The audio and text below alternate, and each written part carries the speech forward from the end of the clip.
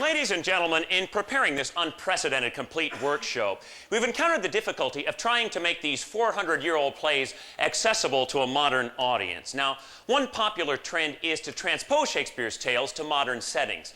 And we've seen evidence of this with productions of Shakespeare's plays set in such unusual locations as the lunar landscape, Nazi prisoner of war camps, and even Vancouver. Now, God bless you. Yes.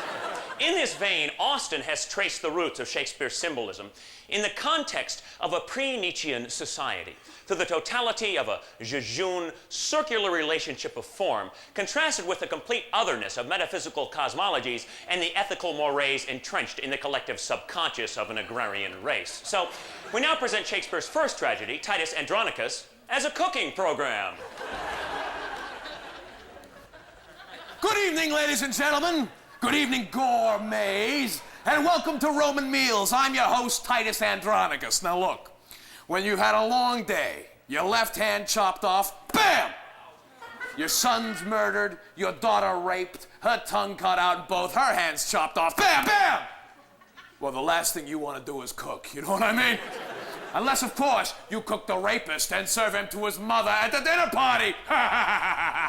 My daughter Lavinia and I will show you how. Good evening, Lavinia. Hey! And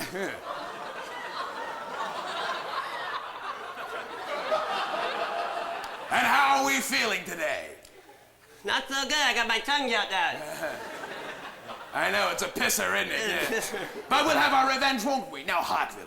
I will grind your bones to dust, and of your blood in it I'll make a paste. And of that paste a coffin I will rear, and make a pasty of your shameful head. Bam! Come, Lavinia, receive the blood. Okie dokie. Now, first thing you want to do is make a nice clean incision from the carotid artery to the jugular vein, like so! Oh, that's gross. Yeah. Now, be sure to use a big bowl, because the human body's got about 4 quarts of blood in it, and you don't want to miss a single drop. Forget about it.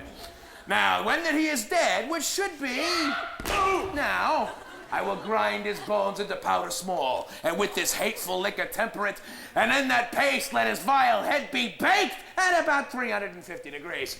And 40 minutes later, you have the most delicious human head pie, fit to serve a king with some lovely lady fingers for dessert.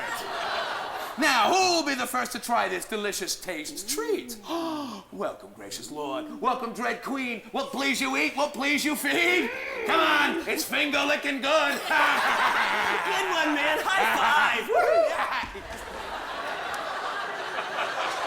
That's about all the time we have. Thanks so much for tuning in, and do join us next week when our very special guest chef, Timon of Athens, will make a lovely ratatouille out of the Merry Wives of Windsor. And until then, Bon appetit. Thank you very much.